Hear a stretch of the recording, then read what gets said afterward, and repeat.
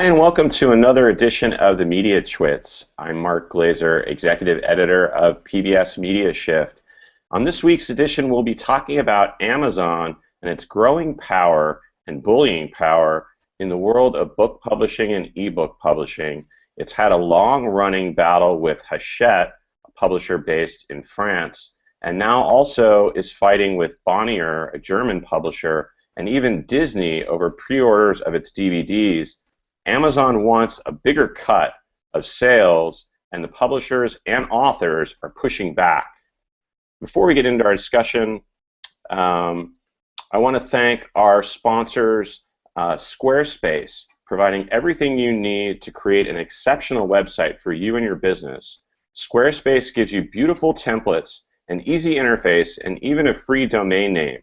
Try Squarespace for free at squarespace.com/MediaShift and save 10% when you use the offer code MediaShift. They have some pretty beautiful sites. Our podcast is also hosted and sponsored by NextSpace and NextKids Potrero Hill in San Francisco, offering co-working space and adjacent daycare for infants and toddlers. Learn more about their pioneering program at bit.ly/NextSpacePH. And learn more about NextSpace co-working spaces around the country at nextspace.us. So before we get into our discussion, I want to introduce our panel of guests. We have Andrew Lee from American University joining us. We have Joe Tabacco joining us as an antitrust litigation attorney at Berman de Valerio in San Francisco. We have Laura Hazard-Owen from GigaOM, Morel Satar from BiblioCrunch, and Fanny Cohen, as always, our producer in New York. So let's talk a little bit about what Amazon is doing here. Amazon has obviously grown in clout as an online retailer of print books and ebooks. It now controls about 60% of ebook sales, 50% of book sales. I believe that's in the US, and those numbers are similar in other places around the world. They've had this long-running dispute now with Hachette, some other publishers, and they've also, this is an echo of disputes it's had in the past with Warner Brothers and with Macmillan. Amazon says that it wants to keep ebook prices at $9.99, while book publishers would like to have higher prices in order to make up some of its money that it's making on other titles. And even Stephen Colbert, who has a book on Hachette, came on his show and said that people should go and buy a specific book called California through Powell's, through his website, and that book ended up hitting #3 on the New York Times bestseller on its bestseller list. So there's been a lot of action, some high-profile authors coming out against Amazon. Laura, you've been covering Amazon for a while. What do you see as its aims? What is it trying to gain by these kinds of battles with publishers? Well, Amazon has said, as you mentioned, that it wants ebook prices to be lower across the board. I think it's pretty clear from these negotiations that even though they're largely affecting, or at least partially affecting print books, and we're seeing that the most visibly with things like, very long delays on shipping titles and taking away pre-orders, Amazon has said that what it wants is a larger commission, or it has I think, if it not directly said, has gotten at the fact that it wants a larger commission on ebook sales. So if right now, when an ebook sells, Hachette gets 70% of that ebook's list price, and Amazon gets 30%, Amazon wants a higher take, like 40%. I don't know the exact numbers. And on print books, they do get that bigger. They get that bigger chunk. So they're basically saying we want the bigger chunk like we do in print books. Well, so on print books, it's actually a little bit different because those are still sold wholesale. So with that, Amazon is selling a lot of print books at a loss. That's how it's able to offer those big discounts to readers. The publishers are not providing those discounts. Amazon is. So this is ebooks at the core. And Amazon is literally, like you said, they're losing money on print books. I mean, and as a company, they're not really making a lot of money. I mean, they've been losing money or breaking even for years and years. I mean, how does their business exactly work? I think that they've always said, that, well, for one thing, that they're going to sell in volume, that they're going to attract customers by being the most customer-centric company. And a lot of the time when we hear talk about Amazon losing money, it's on things like the devices that it sells, Kindles, the Kindle Fire tablet, where it has a really low margin on those products. It said it wants to make up for those losses with the sales of content. And the question is that strategy really working for it anymore? Do investors still think so? That there's going to be this huge operating loss as it acquires more content? How long are people going to accept that as a business model and keep sending the stock price up? Yeah. And Maral, what about for authors? I mean, this kind of seems like it puts them in the middle. You've got battles between these large book publishing companies and Amazon, and the authors seem like they're the ones caught in between because Amazon is basically slowing their shipment times and not putting pre-order buttons on what they sell. I mean, where does this leave the authors? Well, just a quick note about the slowing the shipment time. I don't know if they're purposely slowing the shipment time as much as they are not buying bulk and then shipping it out. So for authors, you have the traditionally published authors and then you have the self-published authors. So traditionally published authors we're seeing who have Hachette books, and like Michael Sullivan, James Patterson, they're actively saying we don't want Amazon to have all this power. But what we're seeing is, even though they're saying we don't want Amazon to have all this power, other retailers are not taking advantage of that. And I think right now what we're seeing is self-published authors. It's still a good deal for self-published authors. They get 70% royalties if they stay within the $2.99 to $9.99 range that's suggested by Amazon for ebooks. And they're actually, they have options. So they have options to sell them in other retailers. They have options to sell directly. And it's overall a really good thing. So it's kind of like split between who is it better for, self-published authors or traditionally published authors. And a lot of self-published authors, most of the ones that we work with and we've talked to, don't really hate Amazon or don't, like, it's actually helped them sell a lot of books where previously traditionally published authors couldn't help them sell books or wouldn't even take them. So this might actually be a battle more, what you're saying is that this might be more of a battle between self-published authors and published authors, that the people who are writing these open letters to Amazon are all on these publishing houses. You're not seeing self-published authors complaining at all.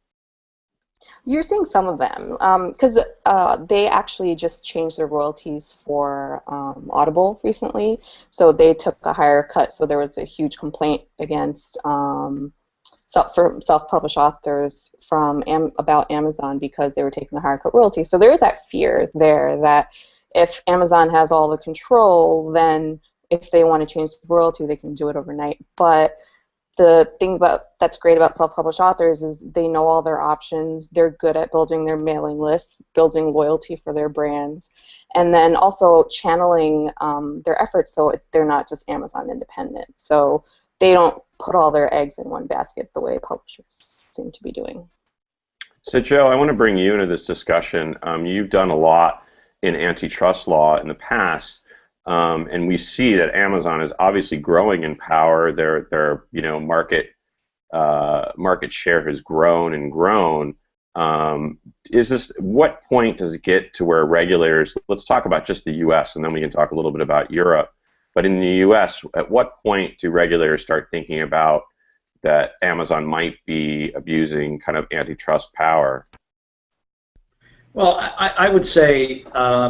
In antitrust law, we start with the premise that the antitrust laws are really designed to protect competition, not competitors.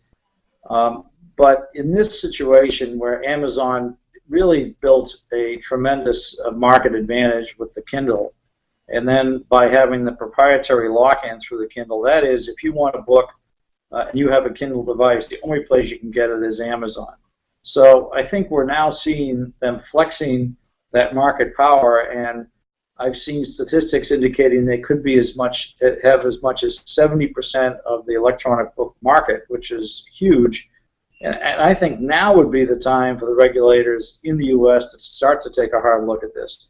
You have to look at this in the context of what happened a few years ago when Apple cut a deal to try to go to the agency model with some of the major publishing houses, and the DOJ came swooping in, and that case was a bit different because it was really an agreement among the publishers and Apple, and the DOJ could easily attack what they call the horizontal agreement among the publishers, and then a distribution agreement with Apple to hurt competition. But this case becomes much more daunting for the DOJ that would take a look at it, because you really have to demonstrate that Amazon does have that monopoly power and that they are really out to abuse it. I have to say, seems to me, there are really some early indications that they are, in fact, exercising the power and really starting to abuse it. When they can start to dictate the terms of sale, that's classic monopolistic conduct. That's what IBM did in the 70s. That's what Microsoft did in the 80s. And certainly, I think the facts already suggest that the DOJ ought to be taking a hard look at this. And you made reference to the EU, and certainly the EC, the European Commission, has already taken a hard look at this and is taking a hard look. They tend to be more aggressive when it comes to prosecuting monopolization cases, and the situation with Bonniers in Germany certainly has the regulators' attention there. Yeah, because in Germany, this is a much more regulated market. I guess even the prices of books and ebooks are kind of regulated already, so there's not a lot of wiggle room, and maybe that's got Amazon a little bit upset because of that. Well, that's right, and I think, you know, we in this country like to have a free market dictate prices. It should, but the problem with monopolization, kind of going back to the Sherman Act in the 1890s, when Standard Oil controlled the supply, they had the ability to dictate. There was, you know, talk a few minutes ago about how Amazon continues to lose money, but what's it doing? It's really pricing, I think, predatorily a product to lock in the market share, and it's not going to be very easy for the entrants to come into the market. I mean, well, how do you compete against the Kindle platform? If Kindles are out there and there's 100 million of them, that gives Amazon tremendous leverage, and I think what you're going to see is recoupment, and we've already seen the early phases of that when Amazon announced that they thought that their share ought to rise to 30% of the sale price. For what? They don't hold inventory, they don't have to warehouse things, they don't have to worry about returns, they basically just ship electrons, and to get a 30% return on that seems to me to suggest that they're really exercising what has to be close to monopoly power. Right. Now, they already get, I think, 30%, but I think what they're asking for is even more than that. So they want more like 40, 50. I think they're getting, in some cases, 50% shares on print books. They'd like to have 50% share in ebooks, and I think that's their problem. Right, and again, you know, the antitrust laws are designed not to protect competitors, so the publishers obviously, you know, they make, from their point of view, they make a sizable investment. They bring on a lot of authors, and maybe 1 in 5 really succeeds. They've got to invest in all 5. They've got to issue book advances. They've got to deal with the publicity, more importantly, the editorials. So if Amazon is really nothing more than a bookseller, to be able to dictate the terms of sale, to me, indicates that they're very close to abusing that monopoly power. And Andrew, what do you think about, you know, where Amazon is? We've talked about them multiple times before, and I think a lot of people, especially here in San Francisco, have a kind of a love-hate relationship with Amazon, in that we see these kinds of bullying tactics they do, but then we love the idea that we just push a button and we have instant download of our content, or we have a book there the next day, or a drone showing up, you know, soon. You know, it's funny.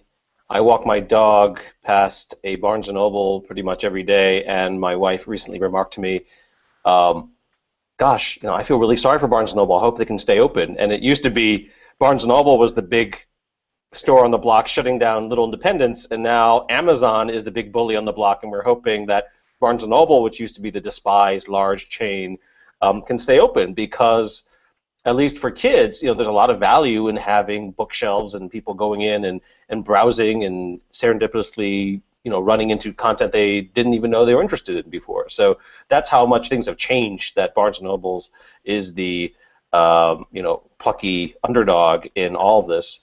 But I'd love to hear from the experts in terms of trying to understand what Amazon's strategy is going forward. As you mentioned, they've been plowing, and they've been very proud of this, they've been plowing all of their revenues back into growth, market share, technology, Kindle platform. Now a phone, too. And phones, right. So at what point do they kind of look at the landscape and make investors happy and say, okay, we've got 70% here, 70% there. Now we can start to really milk it all for providing shareholder revenue, because right now they've been convincing folks to, have the stock price where it is, but not really getting any real return back to the investors on this. But I'd be interested to find out what folks think, what is the end game for where Amazon wants to go, now that we kind of know that the federal government has said no to drones for now. There's got to be some value there in the other platforms that they're launching. Yeah, Laura, do you have thoughts about what Amazon will do once it's got everything locked up? Will the prices basically go up? I mean, I guess that the sort of paranoid thinking on that would be that Amazon is going to create a monopoly on ebooks, and that it is then going to, once it's destroyed all of its competition, that it's then going to raise the prices on the ebooks. That it's not going to be known for being a customer price friendly place anymore. I mean, I don't think it's really given any. I don't think Jeff Bezos has given any indication that that he wants to do something like that. I mean, he's always saying, customers are never going to want higher prices. They're never going to want slower shipping times, things like that. But as Maral pointed out, they have done it with their self-published audiobooks. They lowered the royalties on those and made it less generous to authors. I don't know. And I think beyond that, I think it's important to remember that books are only a little part of their business. They have a zillion other areas that they want to expand into. I think things like groceries, things like, more same-day delivery type of stuff. I mean, there's all of these other areas that we haven't really seen them touch nationwide yet that there are left to expand to. Yeah, Maral, do you have any other thoughts about where you think Amazon might be going with this, or just, the way that the book industry has this kind of love-hate relationship with them? I think, this is just like people that I've spoken to, and just what we think is they actually, they're number one in customer service. So, and if the other retailers kind of stepped up to the game, made their customer service a little better, they could probably compete even just a little bit more. But with Amazon, we have an author, you send an email to their customer service, you get a response within like 30 seconds, your issue is solved in like 5 minutes, whereas we still, like for one author, we're still waiting for his iBook to go through, and it's been 3 weeks already, and it's up everywhere else. And the other retailers are just not good at customer service. And also with Hachette, like you have to spend a lot of time like reaching out to your publisher to even get a response from them if you're like a small person. But Amazon doesn't care. To them, everyone is the same. And I don't think they're going to stop that. Like I think that's how they're going to win, is through excellent customer service. And at the end of the day, I think part of their business model will be just acquiring. Once they're big enough, they'll just acquire profitable companies, and that's probably where their revenue is going to come from. From talking to people that I've spoken to. And Joe, what about that? I mean, if Amazon is really serving its customers and keeping prices low, everyone should be happy about them, right? One would think. And of course, that's why they get a free pass right now, because who can complain about a $9.99 ebook? The threat is what's going to happen down the road? I mean, once, and we've had so many examples in our history where a company will gain monopoly power and then it's time for the payback. And I do think that that day is going to come. You're going to see it. And by that time, with the lock that Amazon has established with the Kindle and really with digital rights management, the way they've really locked up the rights, they're going to have the ability to dictate terms. And, you know, eventually a company of that size is not built to lose money. They're built to make money. They're built to enhance shareholder value. And that's really going to come at some cost. That is not to say, I mean, back in the 70s, IBM had wonderful consumer customer care, and they were the best. But they also had the ability to dictate price and terms, and that's really the trade-off. And that's what the regulators, in the first instance, have to be worried about: is if you continue to price below cost today for the purpose of extending your power, and then when the competition is gone, you can recoup. That's where the real threat to competition comes in. So, you know, the real issue for us is, will the regulators have enough foresight now and really enough temerity to stand up and say, Amazon, you've already gotten too big, you're going too far, we're going to take a hard look and put some constraints on it. Yeah, and one of the things that's happening with this case is that, you know, when you're on Amazon and you're looking for books that are out there and available, or, you know, it suggests books for you, it's not suggesting some of these books for publishers where it's having a dispute. I mean, that, in a way, I would think, is something that's kind of hurting the customer, because you're not seeing what's actually available out there. I think it's just the tip of the iceberg. You know, all you have to do is look at their ability to really dictate terms right now. It might be that we were seeing you know, a sea change in the way books are produced. It could be that we go directly to an author model, but you know, you can't overlook the benefits that publishers do bring to the marketplace in terms of the editorial content and control and publicity and the risk taking. It might be that you know, we may end up with just 100 authors in this country if you were to just have a simple single author to distributor platform. And you know, what's the social benefit of that? It'd be hard to make an argument. Maral, do you want to jump in? Because I think there's a lot of self-published authors out there, but it's true. I mean, not all of them can succeed, and if Amazon dictates the winners, that might be a problem. Well, I don't think Amazon dictates the winners. Accidentally released some numbers last year which said that about 25% of the best-selling authors in the top 100 lists were self-published authors. And it's not because they promoted them, it's because the authors have figured out how to promote and reach their audiences. And they're really good at doing that. And now you're seeing authors being able to have the same services, able to get the same services for themselves that traditionally a publisher was able to give. Like, you can get the same editors, you can get the same quality of book, you could get the same everything now, and you don't need to go through a publisher. And for publishers, like, the days are kind of gone where they're going to give people big advances to authors that they don't know, who are automatically going to self-select and sell themselves. So that selection process of, you know, paying money to promote certain titles is kind of gone, because authors have figured out how to, especially the self-published authors, is how to promote their books and get them out there. And they're actually the most creative, and a lot of publishers, people that, like, I know and work with personally, they're like, okay, so how did this self-published author do this? Or, like, how can we look towards self-published authors? Like, how did she sell, like, 20,000 books in 2 weeks? So I think you're going to see more of that. And then also the author earnings report. And I know there's a lot of issues with the data for author earnings, but an interesting stat that I read yesterday was they did it for Barnes & Nobles, and out of the top 5,000 titles that sold on Barnes & Noble's press, half of them were self-published. So. Wow.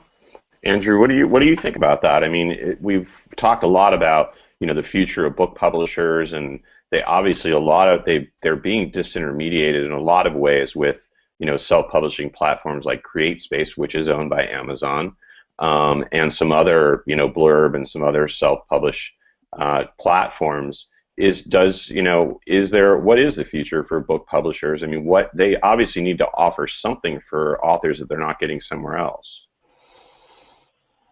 Yeah, I mean, I do agree with Joe in many ways in terms of looking at the history of IBM and Microsoft and how they, uh, created very restricted marketplaces or very isolated marketplaces for what they did, and how Amazon follows in that path quite uh, in quite an interesting way. On the other hand, if Amazon starts acting like a bully that people don't like anymore, the ability for folks to jump to another platform or for another platform to come and fill that void is much easier than it was with IBM and Microsoft. So that's my only real hope is that.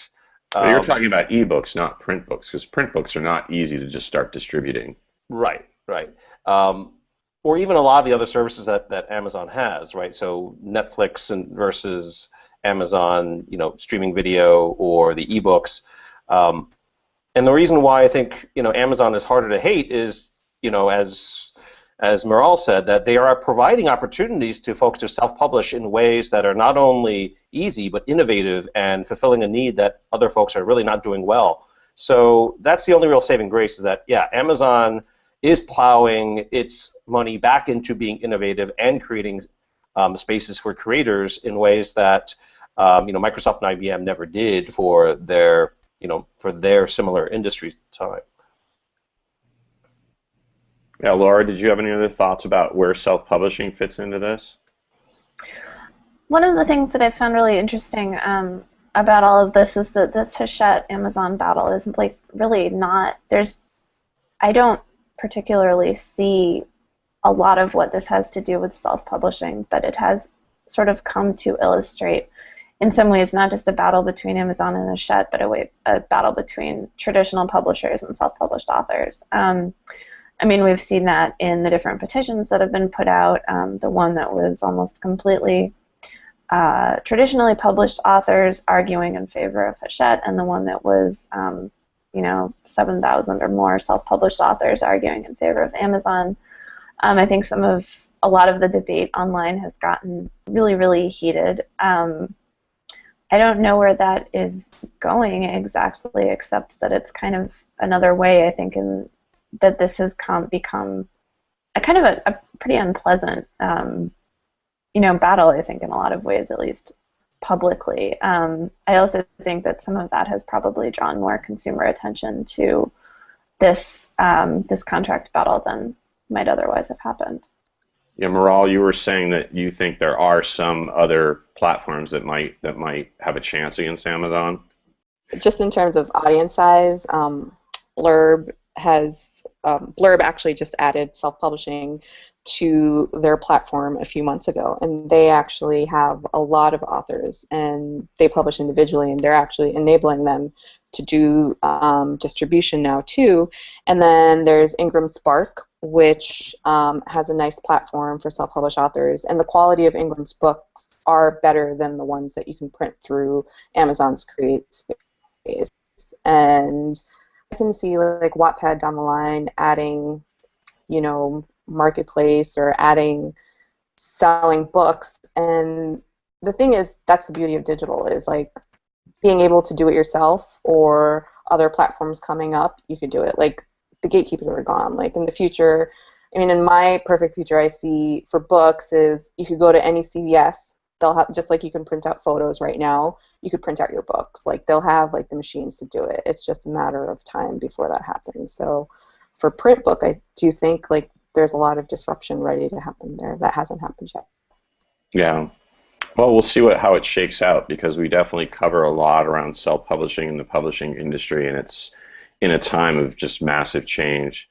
So thanks to everyone for joining us. I want to thank Andrew Lee, American University, Fanny Cohen, our producer in New York, Joe Tobacco in San Francisco, Laura Hazard-Owen from GigaOM, Miral Sitar from BiblioCrunch, and our sponsors, Squarespace. Go to squarespace.com/MediaShift and use the MediaShift code to get 10% off on creating websites, and also NextSpace co-working and childcare in one place, where I am right now. We'll catch you each and every week on the Mediatwits at PBS MediaShift at MediaShift.org. Have a great week, everyone.